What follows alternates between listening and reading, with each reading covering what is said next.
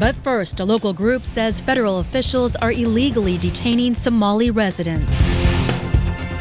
Good evening. Thank you for joining us. The Council on American Islamic Relations says federal agents have stopped and questioned up to 100 Somali residents. This since news broke about the disappearance of several young men whose families are worried they returned to Somalia to fight. Kare11's Juliana Olson has more. Okay. 4 young Muslim women. I wasn't expecting them at all. Recently approached by the FBI. They came to my house. It was around 11 a.m. Questioned about the disappearance of several young men who may have returned to Somalia to fight in the civil war. The women say during questioning, the FBI intimidated them, made them feel like outsiders. I felt really paranoid, and I shouldn't have because I didn't do anything wrong. We're just getting floods of calls.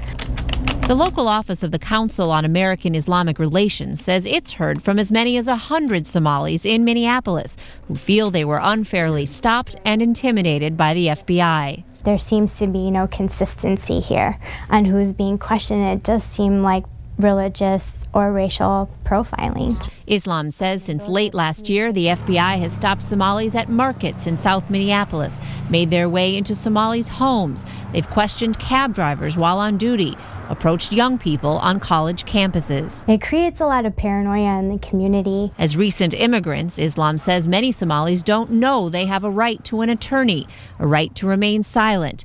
And she says Somalis' statements to the FBI could hurt them. Whether you say it out of fear or coercion, if it's a misstatement, it could be used against you. An FBI spokesman says we do not force or coerce anyone to talk to us. He says the FBI shares the same goals and concerns of the Somali community, and that the FBI does not use racial profiling. Us and this is them, us and they kind of language, and that just pushes us away. The 4 young women say they want to help in the investigation, but they also want their rights as Americans respected. I felt that there's better ways to do those kind of things.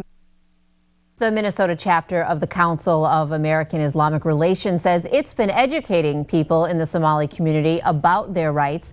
The FBI says it will continue to talk to people in the Somali community and ask people to come forward with questions and concerns about these young men who are still missing. So we're certainly going to hear more about this. Thank you so much, Juliana. I appreciate it.